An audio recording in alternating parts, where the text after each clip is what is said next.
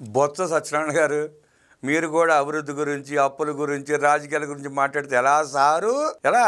ఎన్నికలకు ముందు ఉపాధ్యాయుల బదిలీల కోసం ఒక్కొక్క ఉపాధ్యాయుడి దగ్గర నుంచి 1,00,000 నుంచి 5,00,000 రూపాయలు వసూలు చేసుకుని ట్రాన్స్ఫర్లు కూడా చేయకుండా ఎన్నికల్లో ఓడిపోయి చతికిలి పడ్డ మీరు కూడా ఇవాళ అభివృద్ధి గురించి మాట్లాడుతూ ఉంటే ఉత్తరాంధ్ర సిగ్గుతో తలదించుకుంటా ఉంది బొత్స సత్యనారాయణ గారు. మాట్లాడే ముందు సోయితో మాట్లాడాలా, జ్ఞానంతో మాట్లాడాలా. దండుపాళెం బ్యాచ్ మెప్పు కోసమో వాళ్ళ ప్రాపం కోసమో మాట్లాడితే ఉత్తరాంధ్ర ప్రజలు యావగించుకుంటున్నారు, ఉమ్మేస్తా ఉన్నారు. కనీవిని ఎరగని రీతిలో మీ రాజకీయ జీవితం ప్రారంభించిన తర్వాత ఉత్తరాంధ్ర ఈ స్థాయిలో అభివృద్ధి జరగడం మీరు ఎప్పుడన్నా చూసారా? పోనీ ఈ జరుగుతున్న అభివృద్ధిలో 0.001% అన్నా నువ్వు ఆనాడు పనిచేసిన రాజశేఖర రెడ్డి ప్రభుత్వం కానీ, మొన్న ఈ మధ్య పనిచేసిన జగన్మోహన్ రెడ్డి ప్రభుత్వం కానీ పని చేసిందా? అభివృద్ధి చేసిందా? ధైర్యంగా దమ్ముగా చెప్పగలవా బొత్స సత్యనారాయణ? ఉత్తరాంధ్రను లూటీ చేస్తూ ఉంటే, ఉత్తరాంధ్ర ప్రాంతాన్ని దోచుకుంటా ఉంటే, ఉత్తరాంధ్ర వనరులను మింగేస్తూ ఉంటే, ఉత్తరాంధ్ర అమాయక ప్రజల ఆస్తులు కొల్లగొడతా ఉంటే, ఆ ప్రాంత ప్రజల ఉసురు తీస్తూ ఉంటే, ప్రాణాలు తీస్తూ ఉంటే, ఆ ప్రాంత ఆస్తులు కుదవ పెట్టి 1,000 కోట్ల అప్పులు తీసుకొచ్చి దిగమింగుతూ ఉంటే నువ్వు ఒక్కనాడని నోరెత్తి మాట్లాడావా? నిలదీశావా? ప్రశ్నించావా? ఎందుకు ప్రశ్నించలేకపోయావు? ఎందుకు మాట్లాడలేకపోయావు? తగుదనమ్మా అంటే వాళ్ళ సిగ్గు సేరం లేకుండా నువ్వు రాష్ట్రం గురించి మాట్లాడతావు. విశాఖ స్టీల్ ప్లాంట్ ప్రైవేట్ పరం చేస్తూ ఉంటే ఆనాడు పల్లెత్తి మాట మాట్లాడావు. నువ్వు సింహాచలం భూములు దోచుకుంటా ఉంటే నీ నోటి ఒక్క మాట బయటికి రాలా. మాన్సాస్ ట్రస్ట్ని ఆక్రమించుకునే ప్రయత్నం చేసి దోపిడీ చేయబోతే నీ నోరు పెగల్లా. అన్నవరం ఆస్తుల్ని దిగమింగుతూ ఉంటే కనీసం స్పందించలేకపోయావు నువ్వు. రైల్వే జోన్ తీసుకురాలని అసమర్థుడు జగన్మోహన్ రెడ్డికి పాదాక్రాంతుడు అయి వాళ్ళు వేసిన చిల్లర ఏరుకునే పనిలో ఉన్నావు తప్ప నువ్వు పొడిచింది ఏంటి ఉత్తరాంధ్రకి? అది చెప్పు ముందు ప్రజలకి.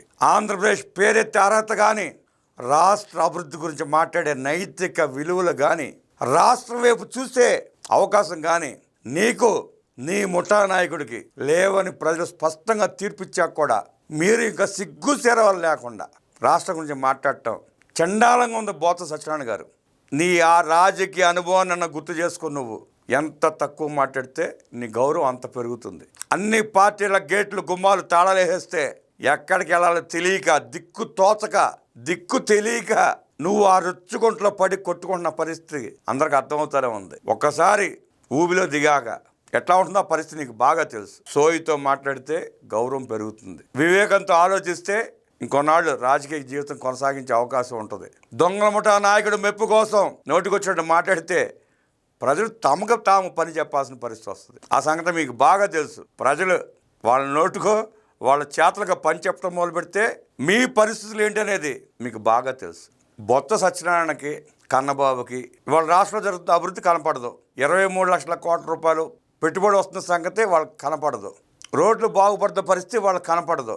పోలవరం వడివడిగా అడుగులు వేస్తున్న పరిస్థితి వాళ్ళకి కనపడదు. అమరావతి శరవేగంగా పనులు జరుపుకున్న తీరు వాళ్ళకి కనపడదు. రాయలసీమకు వస్తున్న పరిశ్రమలు వాళ్ళకి కనపడవు. వాళ్ళిద్దరి కళ్ళు జగన్మోహన్ రెడ్డి అనే మాయ పొరతో కప్పబడి ఉన్నాయి. ఆ పొరలు తొలగించుకుని చూస్తే కనపడుద్ది.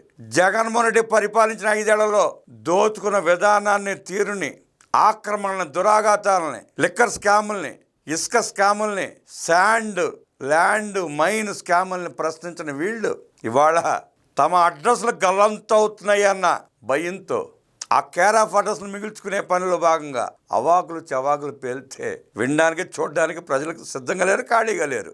జగన్మోహన్ రెడ్డి 12 లక్షల కోట్ల రూపాయలు అప్పులు చేసి బాకీలు పెట్టి రాష్ట్రం పెట్టి పారిపోతే ఆ ప్రభుత్వంలో వీళ్ళిద్దరు కూడా భాగస్వాములైతే ఆనాడు నిలదీయకుండా, ఆనాడు పరిగేరుకున్నట్టు ఏరుకుని జగన్మోహన్ రెడ్డి లక్షల కోట్లు మింగేస్తే ఆ విధిల్చిన చిల్లర ఏరుకుని వీళ్ళిద్దరూ తమ బొక్కసాలు నింపుకొని వాళ్ళు సిగ్గు లేకుండా మాట్లాడుతున్నారు. అన్నమయ్య ప్రాజెక్ట్ గేటు కొట్టుకోపోతే సరిచేంతలని అసమర్థులు వీళ్ళు. గుండ్లకమ్మలో గేటు కొట్టుకోపోతే బాగు చేస్తారని సన్నాసులు వీళ్ళు. వీళ్ళు కూడా వాళ్ళ రాష్ట్ర ప్రభుత్వం గురించి, అప్పుల గురించి మాట్లాడుతున్నారు. మీరు తెచ్చి ఎగ్గొట్టి పారిపోయిన లక్షల కోట్ల రూపాయల బాకీల తాలూకా అప్పులు తీర్చడానికి, వడ్డీలు కట్టడానికి, రాష్ట్రాన్ని అభివృద్ధి చేసుకోవడానికి చేస్తే అప్పులు చేస్తారు. మీకేంటి నొప్పి? మీకు వచ్చిన నొప్పి ఏంటి? రాష్ట్ర ప్రయోజనాల కోసం, రాష్ట్ర అభివృద్ధి కోసం, రాష్ట్ర ప్రజల మంచి చెడుల కోసం ప్రభుత్వం అప్పులు చేస్తుంది. మీరెవరు అడగడానికి?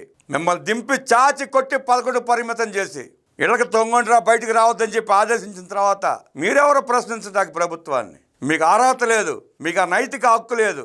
అసమర్థుడికి వంత పాడుతూ, దొంగకి తాళం కొడుతూ భజన చేస్తా దండుపళ్ళెం బ్యాచ్కి భజన చేసే మీరు సిగ్గుతో తల ఉంచుకోకుండా, సిగ్గు శరం లేకుండా మైకుల ముందు రావటం ఆపకపోతే ప్రజలు తరిమి కొట్టే పరిస్థితి వస్తుంది.